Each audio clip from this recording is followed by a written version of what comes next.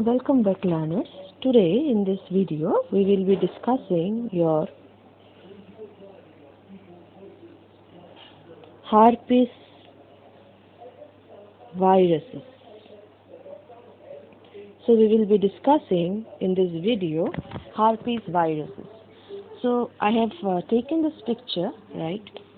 So this particular picture you get to see that there is a sore, which we always sometimes call as cold sores. So this type of cold sore can be formed by this particular group of virus, which is your herpes simplex virus.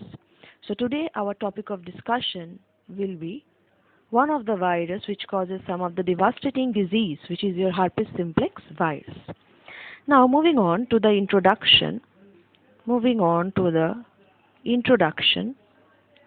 So herpes simplex virus is basically a large group of double-stranded DNA virus. So it is double-stranded DNA virus, okay, that cause diseases in human and animals, including, which I am talking of, that is your fever blister. Fever blister, which is also called as cold sores, as I have seen in the picture. I've shown you in the picture that it is the cold sore, okay. Then it also results in certain herpes like venereal herpes, okay, chickenpox, okay, then your shingles.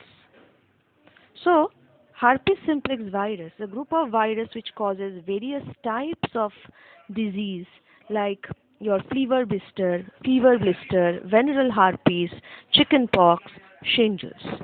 Okay. So herpes. So if you talk about the other informations of your herpes are able to remain latent. So the most important thing is that they're able to remain latent in body for long periods of time. So they become latent body for the long period of time. Okay, and become active only under conditions of stress or when the immune system is compromised. So when your immune system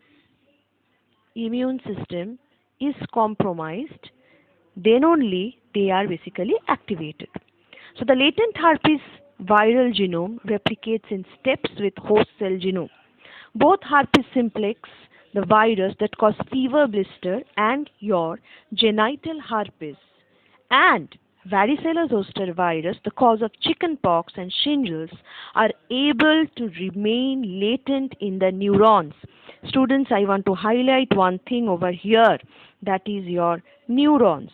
So all this particular group of virus which is causing so many so many vast types of disease, they are basically associated with the neurons. Okay, they are latent in the neurons of the sensory ganglia, from which they emerge periodically to cause infection of the skin. So sometimes they emerge periodically to cause infections in the skin. Okay. So next, if we move on to the general features of your herpes, the general feature, if I talk of your general features of your herpes, so first is the herpes virion is complex. It is a complex. It's not that simple, right?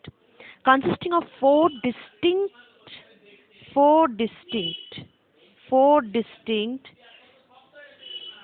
structural layer. So four distinct structural layer, and herpes simplex 1 is an enveloped virus about 150 nanometer in diameter. So first, before moving on to herpes simplex 1 or 2, let's differentiate, or let's say talk about it in general aspect. It is having a spherical icosahedron structure. Spherical icosahedron structure, and this is about 150 to 200 nanometer. 150 to 200 nanometer, and it is having double-stranded linear DNA. Okay, and it is having more than 35 proteins. It is having more than 35 proteins. Of course, it is a enveloped virus. Okay, and it replicate from nucleus. Okay, so it is a budding virus as well. So these are the general characteristics of your virus. Okay, so the herpes virion is complex, consisting of 4 distinct structural layers. So herpes simplex 1 is an enveloped virus about 150 nanometer in diameter, so it falls within 150 to 200.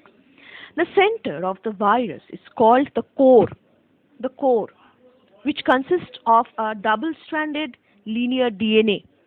The herpes nucleocapsid is often of icosahedral symmetry, which I have talked about, spherical icosahedron. Okay, and the herpes nucleocapsid is of having 162 capsomeres, each of which is composed of a number of distinct proteins. Outside the nucleocapsid is a amorphous layer, which is called as your tegument. It is called as tegument, a fibrous structure unique to herpes virus. Surrounding the tegument is an envelope whose outer surface contains small spike. So if I go into the details, so tegument, this tegument is there. So tegument, all around the tegument there is another amorphous layer, and this particular amorphous layer is called as your tegument, and all around it is a surrounding the tegument is your envelope. Okay, and this envelope will have your spikes. So the envelope will have your spikes. Okay, so a large number of separate proteins are present within the virion, but not all of them have been characterized. The genome of herpes simplex 1 virus consisting of one large double-stranded DNA, okay, molecule, which is 152,260 base pairs, about 30 times larger than that of SV40, that encode at least 84 distinct polypeptides. Okay. Moving on to the next aspect of the topic, that is it is having 3 subfamilies. 3 subfamilies. What are the 3 subfamilies? That is alpha herpes viridi, alpha herpes viruses. So when I'm talking of alpha herpes viruses, it basically comprises of HSV1 and HSV2 and your varicella zoster virus. Short replicative cycle is about 12 to 18 hours. Okay, and you know that this replicative cycle is associated with your sensory ganglia. Okay, next comes your, so this is your alpha herpes viruses. Next is your beta herpes viruses. Now when we talk of beta herpes viruses, it is your CMV, okay, HHV6, HHV7, okay. So you know it is basically associated with the salivary glands and other organs.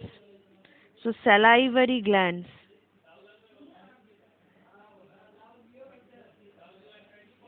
and other organs.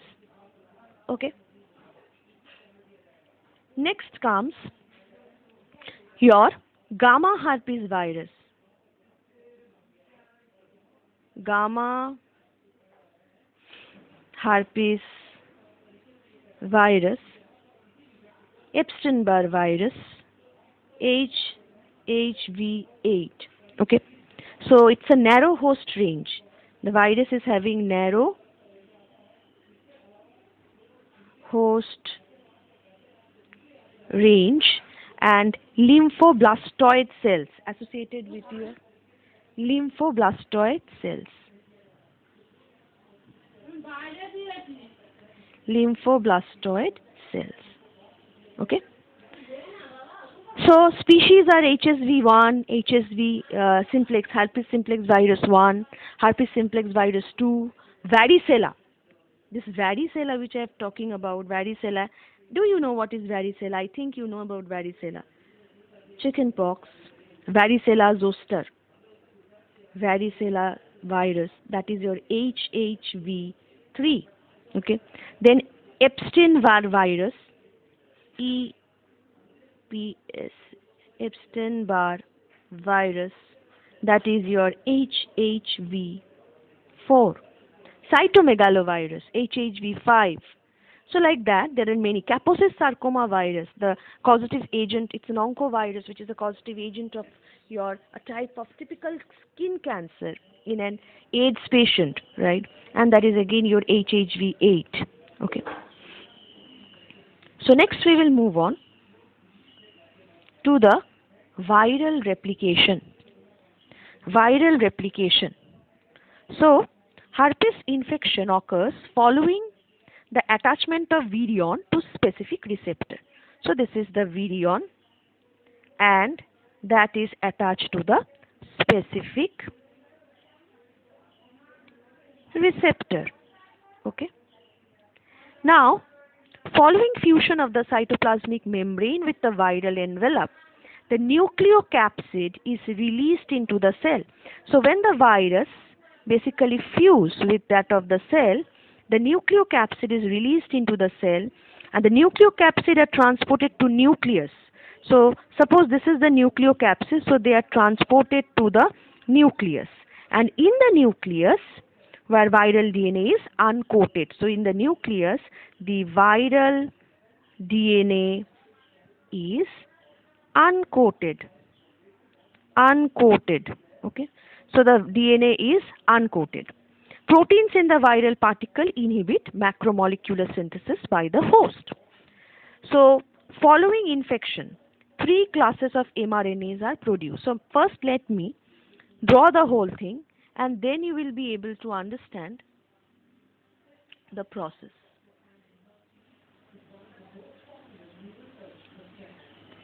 So this is the virus. So you have the viral DNA. So this is your viral DNA. Okay. So from the viral DNA, you will have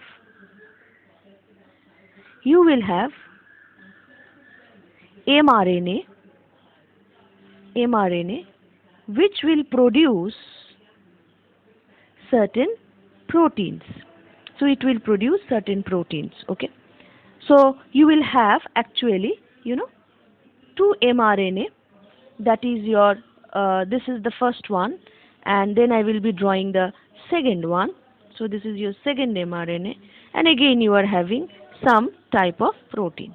Now let's characterize those proteins. The first one is your immediate early protein. Okay, and then is your delayed early protein. Okay. Now what happens? What will happen? This delayed early proteins. So this is your rolling. Then what happens? This particular DNA will undergo your rolling circle replication. And it will produce your late proteins. So that this rolling circle replication will provide you the viral DNA, whereas the late proteins will provide you all the assembly proteins, which will result in the formation of your complete virion. So it will lead to the formation of your complete virion, in which you have this late protein forms the capsids and all those things, and this DNA is being packaged into the virion, and you have a complete virion. So that is that is the event of the replication of herpes simplex virus. Starting this is being seen in electron micrograph. Okay, so so in this particular slide again I discussed that if you have a viral DNA, so viral DNA will undergo rolling circle mechanism to produce more DNA. And if on the other hand the viral DNA will be converted to mRNA, which will produce two mRNA, immediate early proteins and delayed proteins, right? And late proteins. So all these proteins will ultimately lead to the formation of the assembly of the virus, and this DNA, which is your double-stranded DNA, which is being caused by the rolling circle mechanism, will be introduced into the capsid.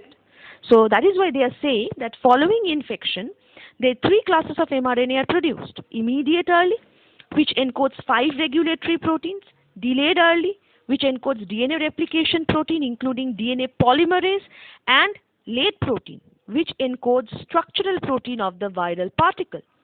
So during the immediate early, about 1/3 of the viral genome is transcribed by the host cell RNA polymerase. Early mRNA encodes certain regulatory protein that stimulates the synthesis of the delayed early protein. So delayed early protein are being produced. Okay, the delayed early appears only after the immediate early protein has been synthesized or transcribed. Among the many key proteins synthesized during the delayed early are viral specific DNA polymerase. So the DNA polymerase are basically being synthesized that will result in the formation of the DNA. Okay, so these three enzymes are all needed for the viral replication by a rolling circle mechanism. Am I clear? So herpes DNA virus synthesis itself takes place in the nucleus. After infection, the herpes viral genome circularize, and like a bacteriophage lambda-phage, right? It will be having a rolling circle mechanism, and then it will be packaged into the phage head to produce your complete virion. So this is basically the mechanism of your viral replication. So next we will move on to certain diseases. So first is your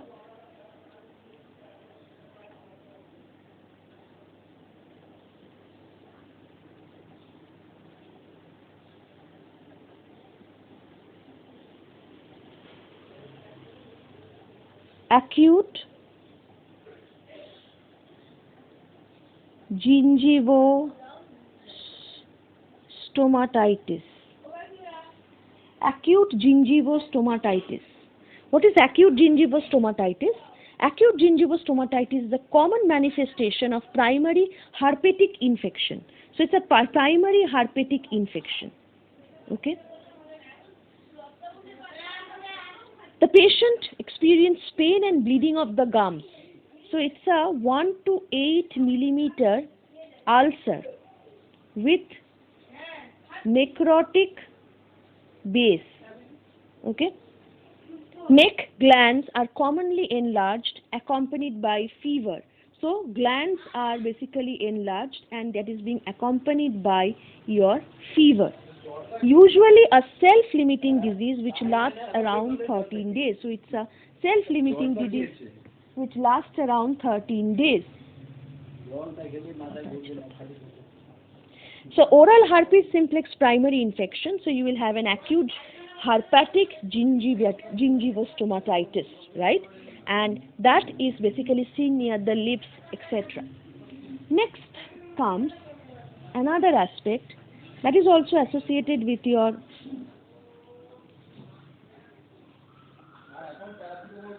mucosal. That is your herpes labialis.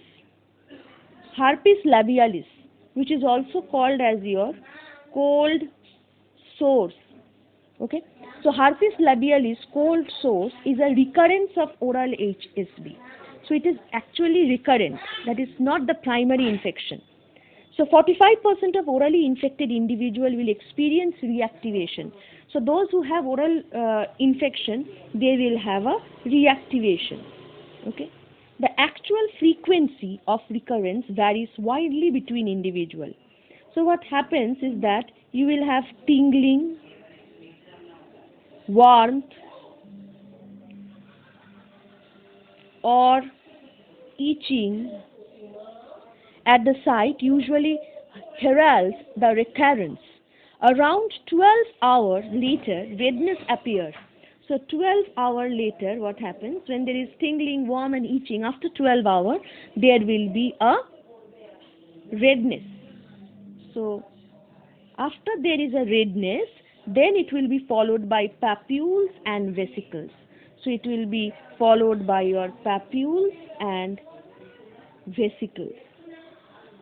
So first is cold sore. What is cold sore? It is caused by the reactivation of oral HSV, and it is causing by the reactivation.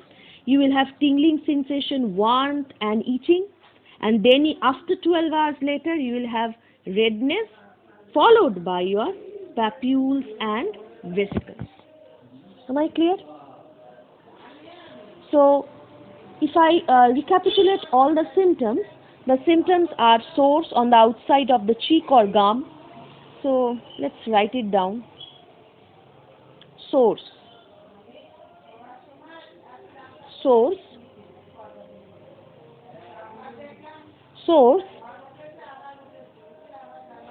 inside of cheek and gum. Okay. Fever, general discomfort,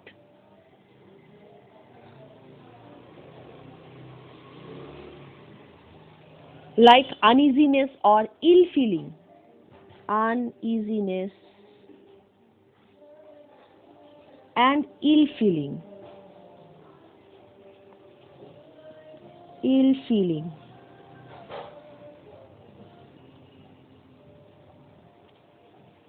Very sore mouth with no desire to eat.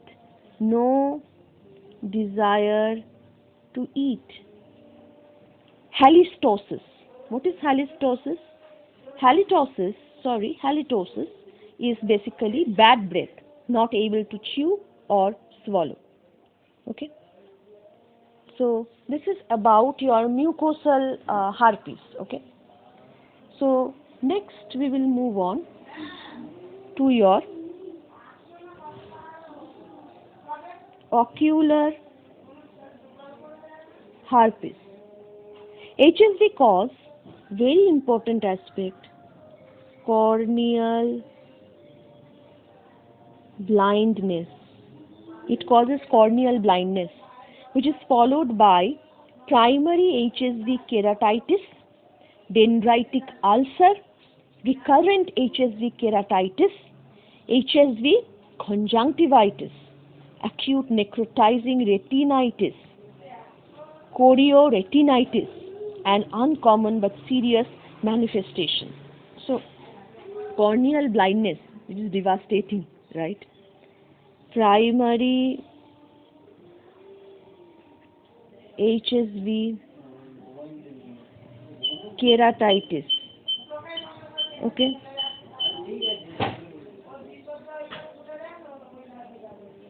Recurrent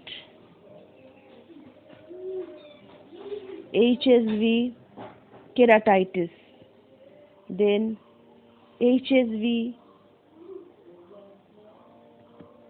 conjunctivitis, okay, then acute necrotizing retinitis. So these are all associated with your ocular herpes. Okay. So you know that for today we will stop over here. So from next class, in the next class rather, we will be discussing your herpes simplex encephalitis, okay, meningitis, genital herpes. There are many herpes others. Congenital herpes. Okay. Herpetic whitlow. Okay. There are certain other disease, right? And its laboratory diagnosis and treatment and prevention. So with this, I complete my class. So if you have any questions, any doubt, any queries, please do comment into the Google Classroom. Thank you.